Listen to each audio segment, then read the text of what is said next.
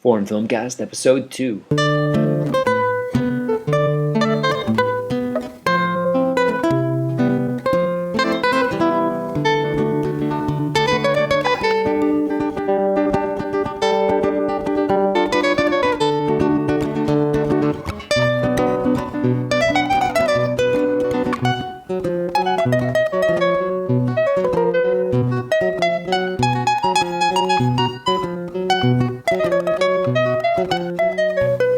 We're fresh out of the Scandinavian Film Festival in Los Angeles.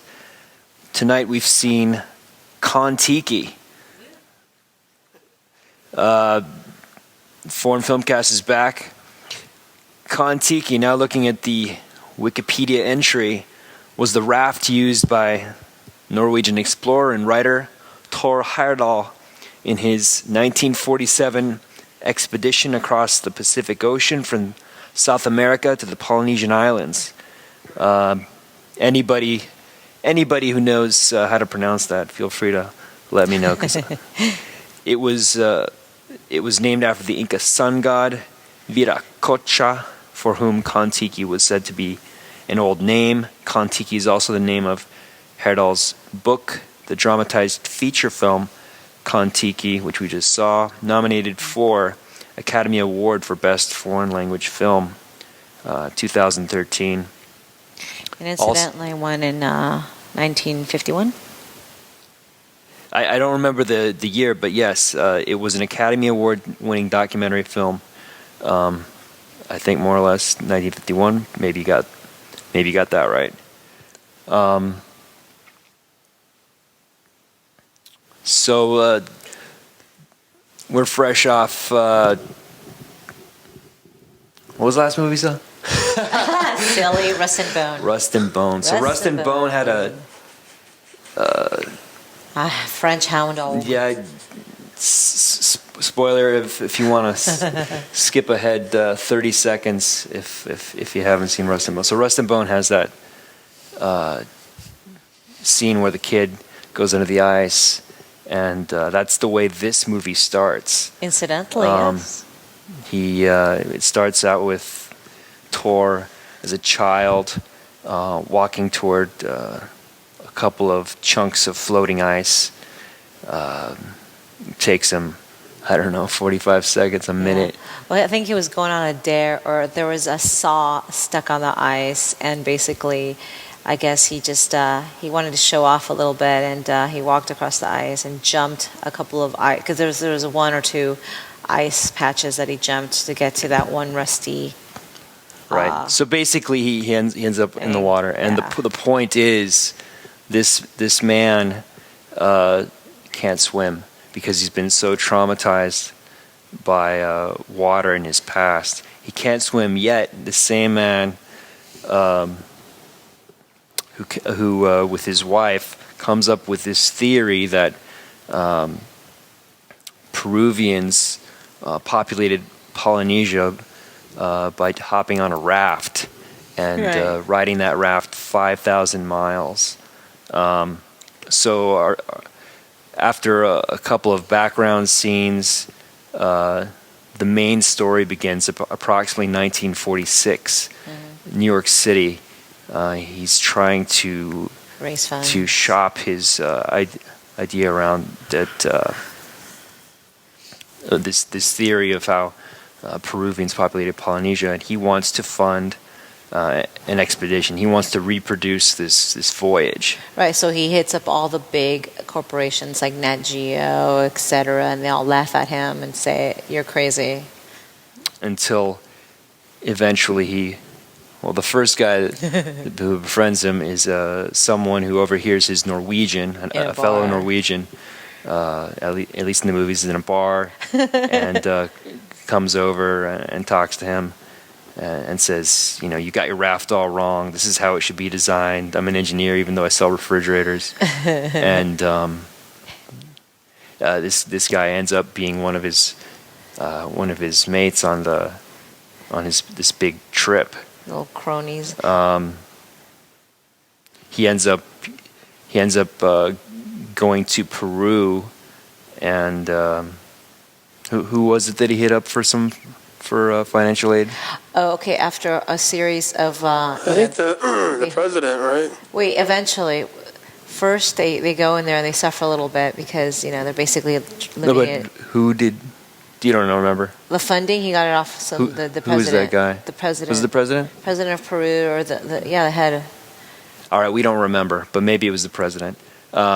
Basically, it's a big guy. It's a big guy, and the big joke of the scene is that this guy is so big that he's got like four servants escorting Thor to him, and at each point, someone a servant in uniform.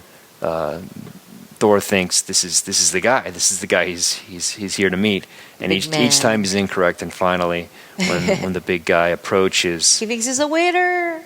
he thinks he's a waiter and he asks for water. It's hysterical. Okay, all right, Trace, what did you think of this movie?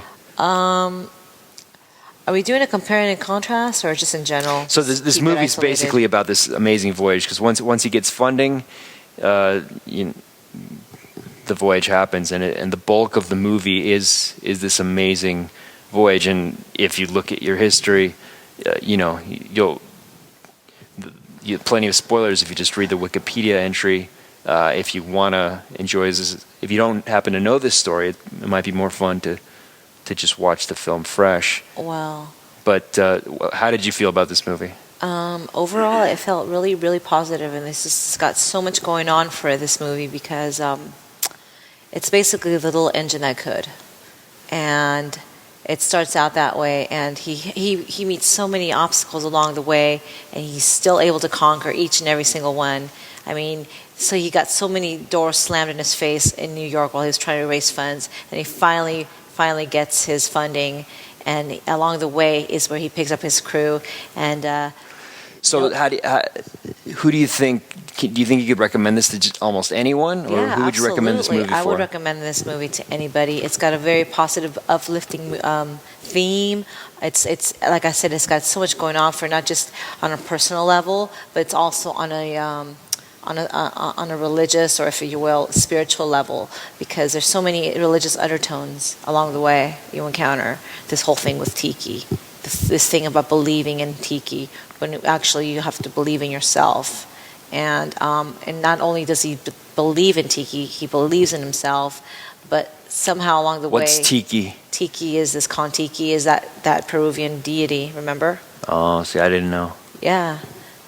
Yeah. Paul, what did you think of this movie?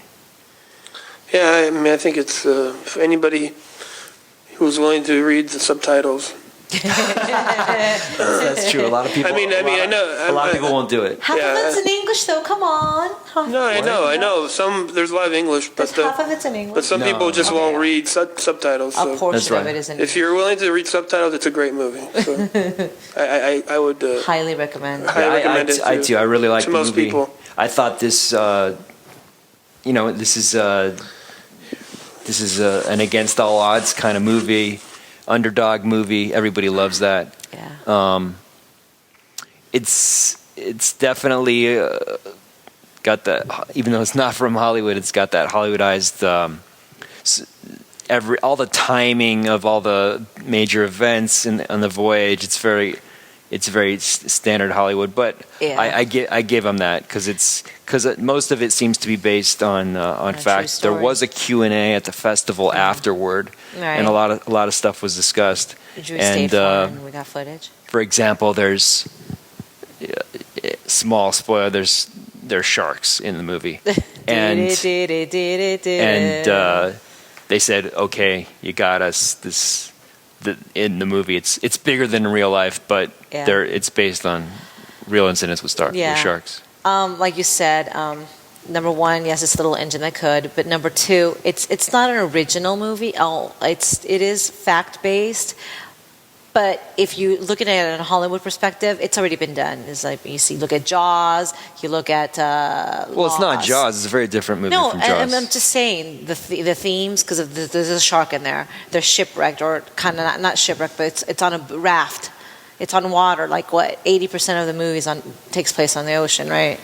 So you're basically you get all the you see a shark, and then there's kind of the whole thing with the stowaway. I mean, what is it called? Lost or Swept Away or whatever movie. There's similar stories out there. There are plenty of underdog stories. What I'm trying to say is it's not original. It's been out there, but it's extremely interesting, and it's just. I would highly recommend it. You guys just get out there and see this. It's an amazing story. I don't know how much. I think what makes it more amazing is that it's true. That it's true, right? And these guys had no experience in sailing. Yeah. I always wonder how much of it is true. Of course, because they make it so cinematic. Of course, cinematic. They always want to make it. You feel very manipulated.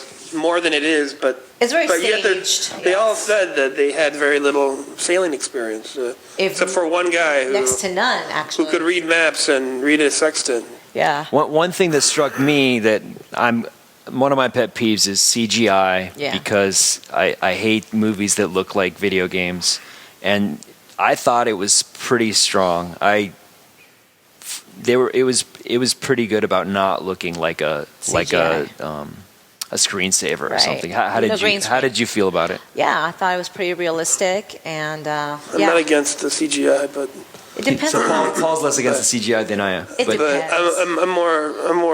I allow it for more because there's certain things that's hard to recreate. But didn't you feel like it was above average as far as? But I thought that no, I'm saying just in general, but in this movie, I didn't really. It was great. It was very good. When they said that it was CGI, everything, I thought that average. I don't know. I thought it was very good. I thought it was. I wouldn't have guessed. Very well done. CGI. The way they placed the CGI, I don't think you really could tell. Maybe here a scene here and there with the sharks.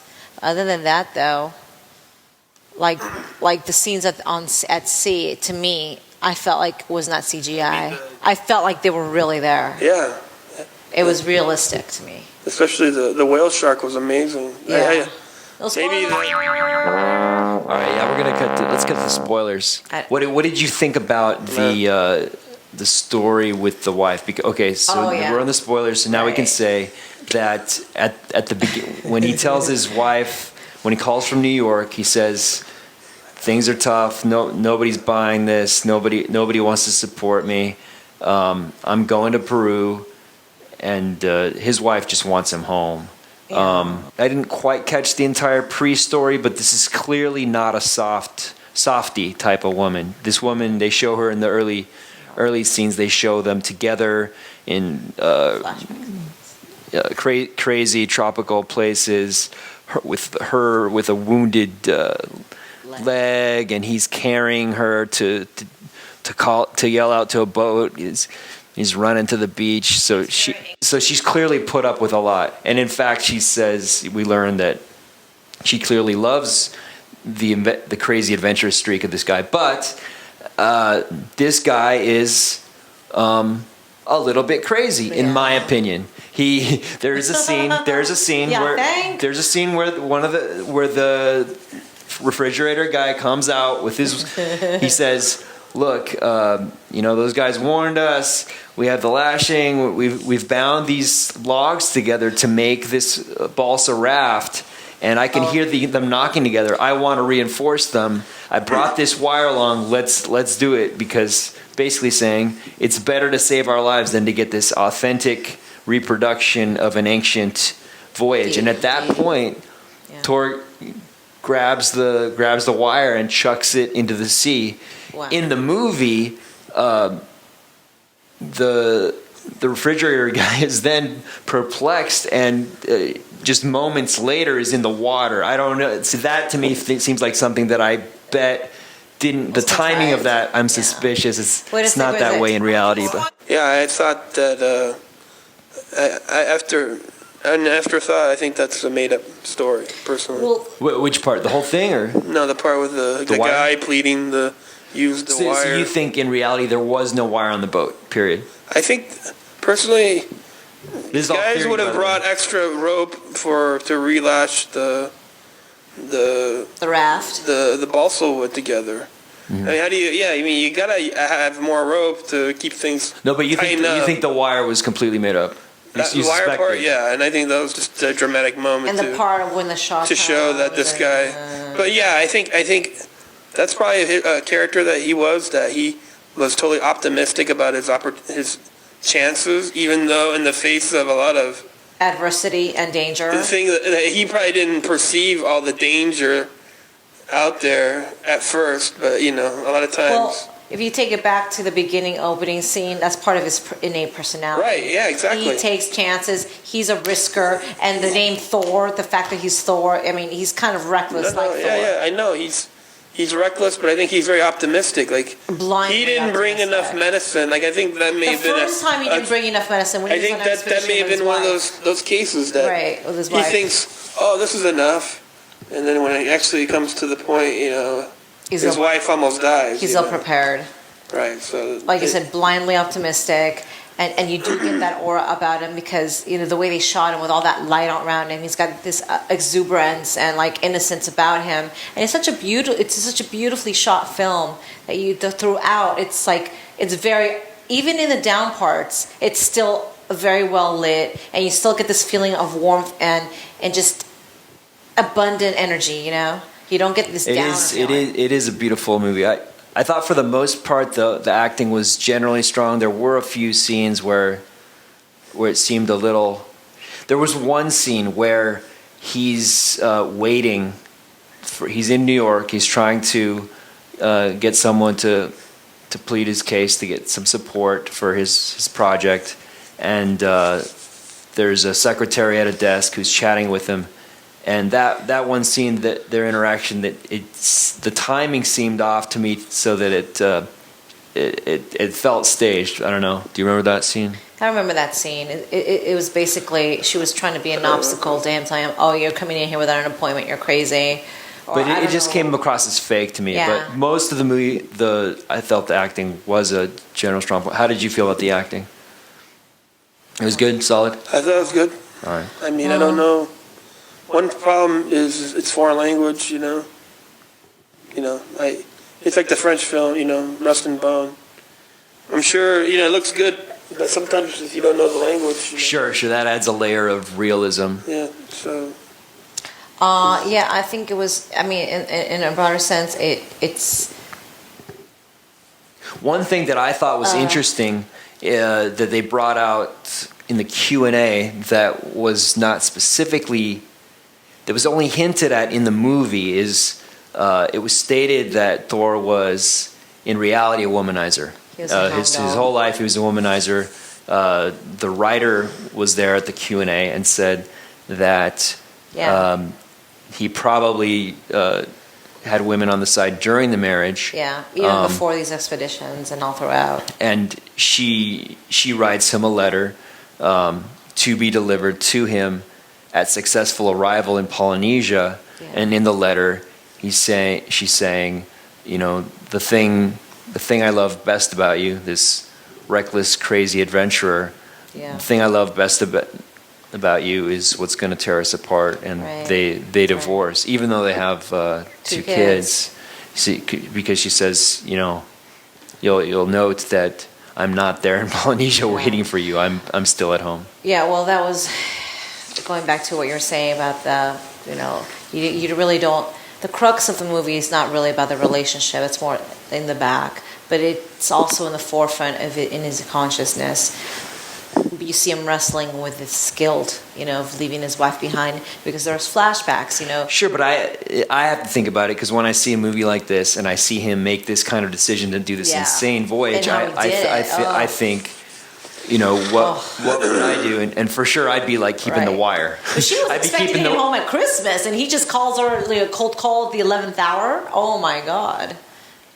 With the two kids. Well, yeah. I mean, when they turned that scene in New York where he's making his pitches without his wife, I was like, where's the wife?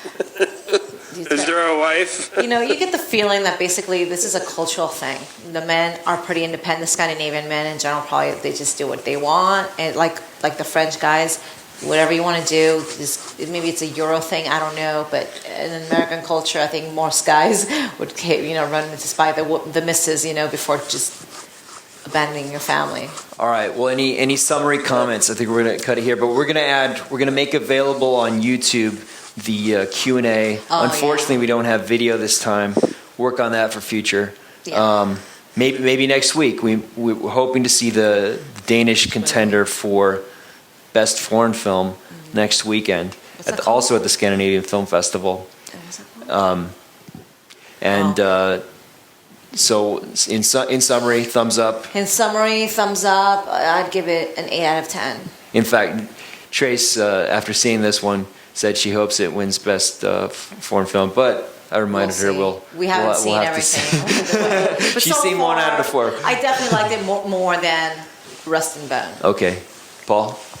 Yeah, in Rust and Bone, I thought that it was very limited. Limited appeal, right? Limited appeal. Yes. And I think this is something for people who are interested in French culture or society. This isn't everybody. This one is more for a lot of people. I agree. And This there's is multiple themes. Yeah, and there's themes about family, relationships, religion, about faith and belief, yes.